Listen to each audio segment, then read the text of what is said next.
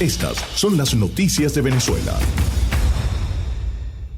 El Nacional, en su primera página, le dedica su gran titular a Josep Borrell, el ministro de Exteriores de la Unión Europea. Y da una frase muy española: no me he lanzado al ruedo como un espontáneo. Quienes no conocen del mundo taurino no van a entender la frase. En el mundo de los toros, de repente se lanza alguien de la tribuna a torear el toro, y ese le llaman espontáneo. El espontáneo no sabe qué va a pasar, si se lo va a llevar el toro por delante o quién le va, o qué puede ocurrir con él. Es decir, él no se lanzó al ruedo a la loca.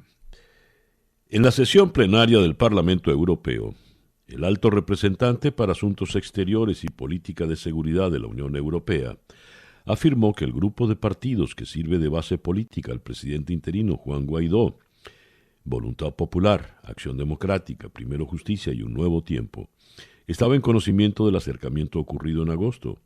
Créanme que no me he lanzado al ruedo como un espontáneo. El G4 me pidió que trasladase al régimen las condiciones mínimas que la oposición consideraba necesarias para participar en un proceso electoral creíble. Fin de la cita. El detalle está en que a estos partidos les robaron sus insignias y activos por el CNE del régimen, de manera tal de que no fueron los verdaderos. Es decir, Bernabé Gutiérrez estaba al tanto por Acción Democrática, no en Henry Ramos Alup. En todo caso, se cae la iniciativa de la Unión Europea, ya lo habíamos comentado ayer para ustedes en el programa, tan pronto ocurrió, y no va ninguna misión porque las elecciones no serán postergadas. No va ninguna misión europea, quise decir. Sigo en la primera página del diario El Nacional. Médicos venezolanos ocupan el segundo lugar de colegiación para ejercer en España. El Consejo General de Colegios Oficiales de Médicos en España indicó que en el segundo trimestre del año, durante el estado de alarma por el coronavirus, se realizaron 756 homologaciones de títulos extracomunitarios, es decir, fuera de la comunidad. Pero solo un tercio de ellos se quedó a trabajar en España. Más del 50% de estos profesionales provienen de Cuba, Venezuela, Colombia y Argentina. En Venezuela el combustible sigue escaseando. Ayer miércoles se repitieron las protestas en varias zonas del país por las persistentes fallas en el suministro de gasolina, tan solo 3 días después de que, por órdenes del régimen, las estaciones de servicio comenzaran a surtir combustible bajo la modalidad del último número de la placa de los vehículos. Bolívar, Sucre, Aragua y Anzoátegui fueron los estados en los que se registró mayor concentración de personas insatisfechas porque continúa la escasez. Y citan también, en el plano internacional, Alberto Fernández evade la presión del kirchnerismo y decide no hablar con Maduro. Luego ahondaremos en esta información. A ver, tenemos lo siguiente. La señora Delcy Rodríguez dijo estar... no puedo ocultar la emoción, dijo ella. La emoción que nos embarga de que sea Venezuela el primer país del hemisferio occidental en participar en la fase 3 de los ensayos clínicos de esta vacuna. Sin embargo, en lugar de celebrar, el investigador y presidente de la Federación Médica de Venezuela, Douglas León Natera, enfáticamente alertó a los venezolanos sobre los riesgos de prestarse para el experimento. Le digo a Venezuela y al mundo, no le hagan caso a esa vacuna que están hablando de Rusia, porque el mismo Vladimir Putin reconoció que apenas están en la fase 1. ¿Y cómo es que la van a traer para acá en la fase 3? Se preguntó el doctor Natera. Y el diputado Trujillo, José Trujillo, quien es médico, diputado de la Asamblea Nacional, alerta los riesgos de la vacuna y dice algo más fuerte todavía: los experimentos en seres humanos están prohibidos. Cáritas reporta aumento de 73% de la desnutrición aguda global en Venezuela durante la pandemia. En las parroquias de las diócesis de Caracas, Barinas, Machiques y Coro, el daño nutricional es muy severo. Cáritas documentó un aumento de 73% de la desnutrición aguda global en Venezuela durante la epidemia. La organización presentó los resultados de su monitoreo Centinela entre abril y julio. En ese periodo hubo un aumento en 24% en los niveles de desnutrición en embarazadas.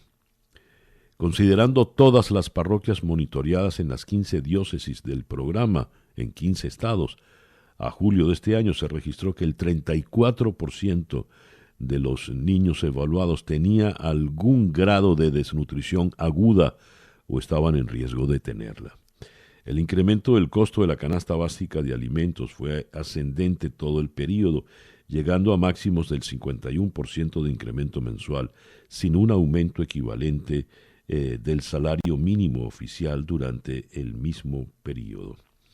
Se registró que en las parroquias de la diócesis de Caracas, Barinas, Machiques y Coro, el daño nutricional es muy severo. Los niños en estas parroquias enfrentan un grado de desnutrición compatibles con el umbral máximo de severidad o nivel catastrófico. En otras informaciones tenemos PDVSA espera normalizar el suministro de gasolina antes de fines de noviembre.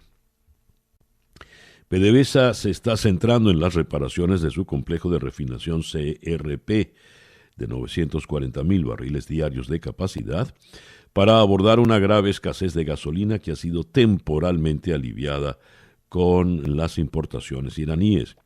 La refinería de Cardón, de 305,000 barriles diarios de capacidad instalada, que junto con la refinería cercana de 635,000 barriles diarios de capacidad instalada en Amuay, conforman el CRP, que actualmente produce, luego de todas esas cifras grandes, alrededor de 30,000 barriles diarios de gasolina con alto contenido de azufre, después que la unidad de craqueo catalítico fluido de 86,000 barriles diarios se reinició el 2 de octubre. Algo que llama la atención es que se sigue hablando siempre en futuro. Se habla, esperamos que para tal fecha se pueda arreglar esto, se pueda arreglar lo otro, y lo cierto es que no se arregla absolutamente nada. Según el economista Giorgio Cunto, economista de Ecoanalítica, las transacciones en divisas en Caracas son del 65%. En otras zonas del país el índice es mayor. Por ejemplo, en San Cristóbal la dolarización es del 90%. No obstante, el economista Cunto destacó que en los últimos meses el proceso de dolarización se ha desacelerado a causa de diversos factores de impacto en la economía venezolana. Noticias de Latinoamérica. Vamos a comenzar por la Argentina. Tanto Clarín como La Nación, los diarios más importantes de Buenos Aires, en sus grandes titulares de primera página, se refieren a la fuerte división interna en el kirchnerismo por la decisión del gobierno de Alberto Fernández de apoyar a Naciones Unidas en el tema de derechos humanos, contra las violaciones de derechos humanos por el régimen de Nicolás Maduro. Fernández, el presidente, descartó hablar con Maduro a pesar de las presiones de la señora Kirchner por Venezuela. Este es el titular de Clarín. El voto del gobierno en Naciones Unidas contra la violación de derechos humanos del chavismo generó enojo en el ultra-kirchnerismo. G.B. de Bonafini, Delia y Grabois criticaron la decisión oficial. Y Alicia Castro, designada embajadora en Moscú, renunció a esa posibilidad. Pero el presidente mantuvo su postura y no habló pese a las versiones con Maduro para darle explicaciones. En las redes sociales, Roberto Labaña dio señales de apoyo a la decisión presidencial. Y en el diario La Nación, el gran titular de primera página, se agravó la interna en el oficialismo por la violación de los derechos humanos en Venezuela. El kirchnerismo cuestionó la adhesión del gobierno a un duro informe de Naciones Unidas. Alicia Castro renunció como embajadora en Rusia. Críticas de Bonafini, Grabois y Delia. Furia chavista. Se lee, por otra parte, furia chavista en el kirchnerismo. Otras informaciones que nos llegan de la América Latina, tenemos que Ecuador solicita a Interpol el arresto del expresidente Rafael Correa por corrupción. La condena a 8 años de prisión contra el expresidente Rafael Correa y la cúpula de su gobierno acabó con sus opciones para volver al poder en las próximas elecciones, pero hasta ahora no había afectado su libertad.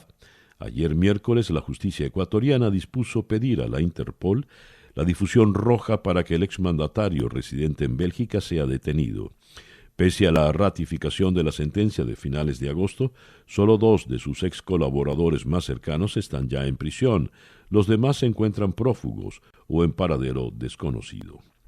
En Brasil, Bolsonaro da por culminada la operación Lava Jato, porque no hay más corrupción en el gobierno. El presidente de Brasil ha dado por terminada la operación Lava Jato, en el marco de la cual han sido detenidos cientos de políticos y empresarios durante los últimos años, y la cierra porque, según dice, en el gobierno actual ya no hay más corrupción. Ha apuntado Bolsonaro que esta ausencia de corrupción no es tanto una virtud como una obligación, afirmando que gobierna a pecho descubierto y nombra a buenas personas para cargos públicos. En este sentido, ha restado importancia a las críticas que pueda recibir de los medios de comunicación. Naciones Unidas, la Unión Europea y la Iglesia Católica pidieron que haya elecciones pacíficas en Bolivia. Las 3 entidades advirtieron en un comunicado del clima de tensión y confrontación política en el país, en el que en los últimos días hubo agresiones a algunos candidatos, enfrentamientos entre militantes de distintas siglas políticas y acoso a un responsable del órgano electoral.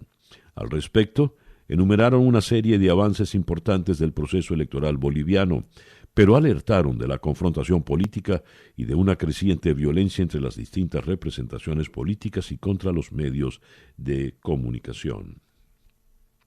En Colombia, el Ministerio de Defensa presentó disculpas por excesos de la fuerza pública, en cumplimiento de la orden del Tribunal Superior de Bogotá, que concluyó que las declaraciones que él hizo hace 2 semanas no se ajustaron a lo que le ordenó la Corte Suprema de Justicia. El ministro de Defensa, Carlos Holmes Trujillo, pidió disculpas por los excesos de la fuerza pública en las manifestaciones de noviembre de 2019. El pronunciamiento del ministro se dio en medio de un debate de moción de censura, en el que uno de los temas que le cuestionaron fue lo que la oposición llamó un desacato de la orden de la Corte Suprema de Justicia para que pidiera perdón por los hechos ocurridos en noviembre del 19, cuando se registraron agresiones por parte de miembros de las fuerzas militares. En Nicaragua, al menos 50 opositores cumplen 8 días en huelga de hambre en la cárcel La Modelo.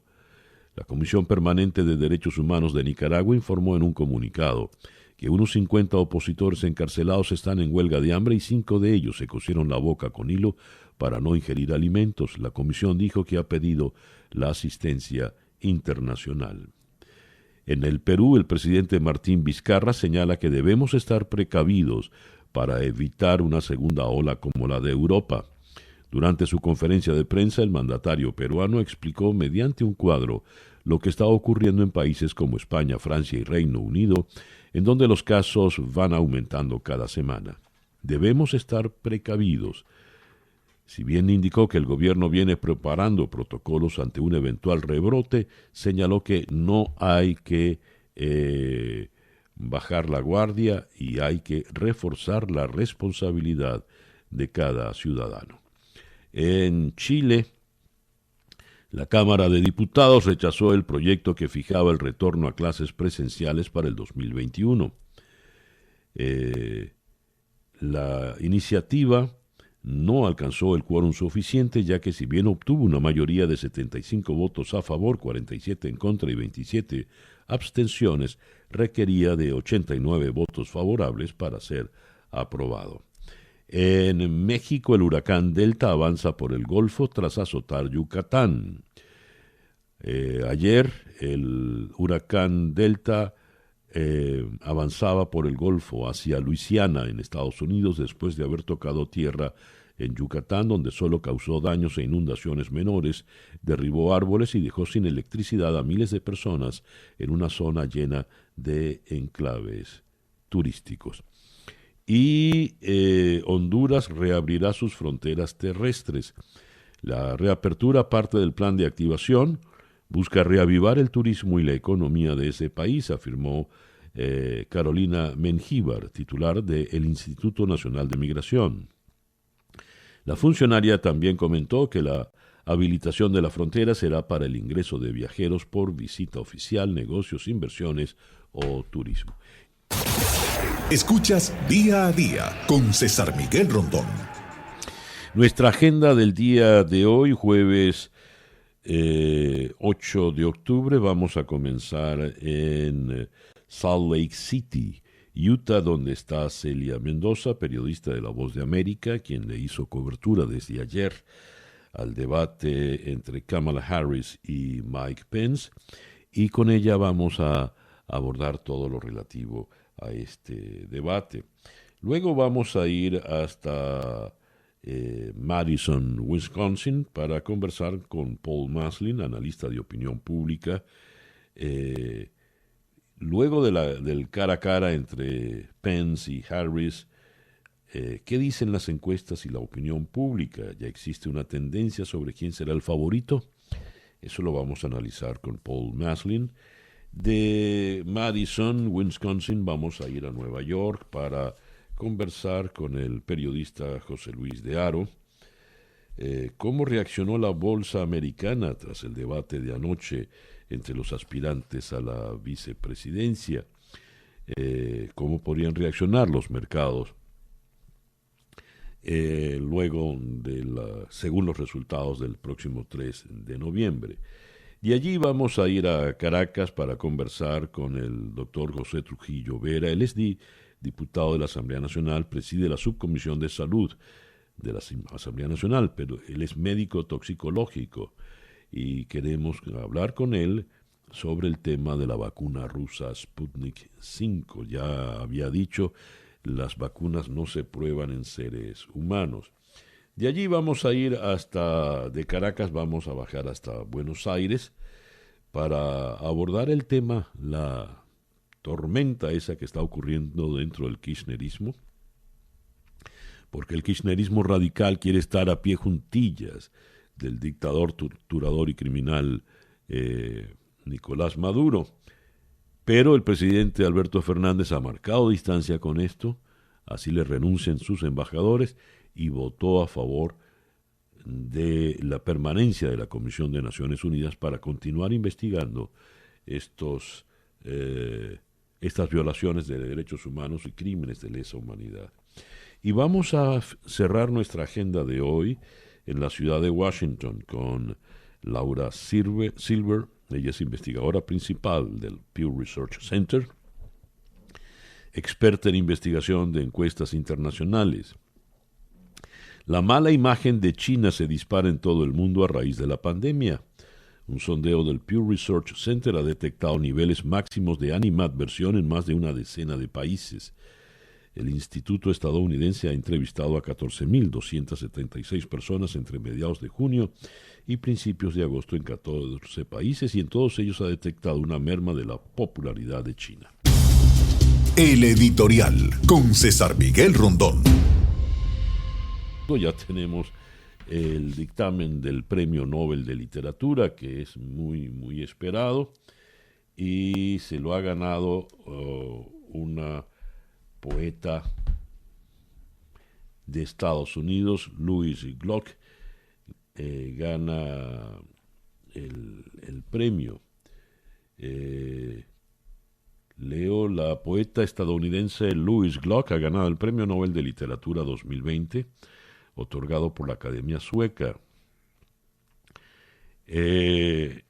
Si creíamos haberlo visto todo en la entrega de los Nobel de Literatura en el 2020, el galardón tampoco ha logrado lo que la Academia Sueca tanto añora, ser perfectamente normal.